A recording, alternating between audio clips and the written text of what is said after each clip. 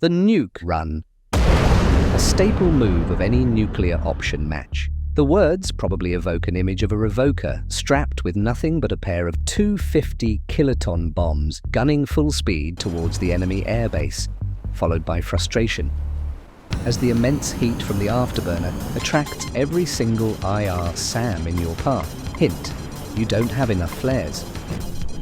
And the sudden realization that the air superiority fighter is not very maneuverable above 1,000 kilometers per hour. For the grand finale, your nuclear bomb slams into the ground and disintegrates. Millions of Boscali dollars wasted.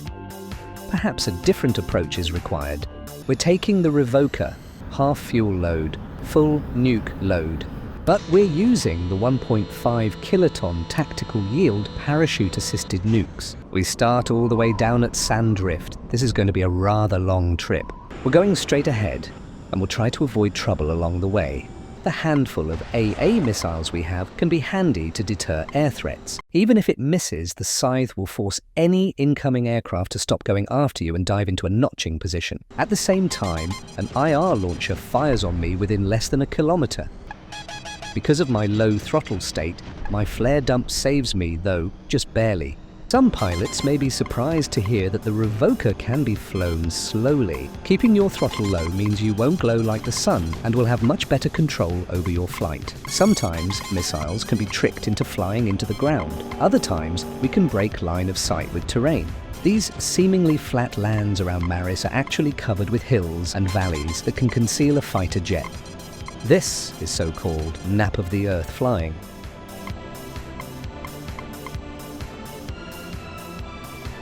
For the final approach, we accelerate. Deployment timing is very finicky with the parachute bombs. I do often miss my intended target. On the final stretch, I ignore all alarms and gun it towards my destination. I'm hit with terminal engine damage, but I have enough velocity. The parachute payload deploys almost above our target.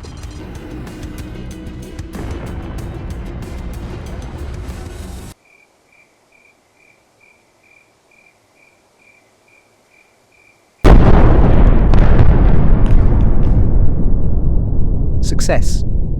Now this drop wasn't the most optimal. The nukes exploded very close together and our maximal damage potential could have been higher. Perhaps next time we can send the nukes towards the hangars and simply destroy the enemy's ability to spawn at their airbase. Perhaps we could use a bigger bomb. Using the bigger yield game-ending bombs is a bit trickier. The 250 kiloton has no parachute and a longer fuse. It needs to be tossed higher up, making us and it vulnerable. But while I was making this video, the devs dropped an update for this game. There is a plane that's suitable for this job.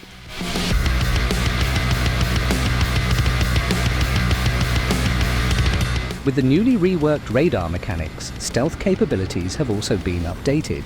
In its bare configuration, the FS-20 Vortex is currently the stealthiest jet in the game. This is the first time in nuclear option that a plane is capable of comfortably flying in contested airspace without being immediately targeted by every radar SAM on the map. With this ability, we can approach the enemy airfield flying high above most SAM threats. To deploy the nukes, I engage in a high-velocity dive. With a bit of luck, the enemy air defense won't have time to intercept both of them.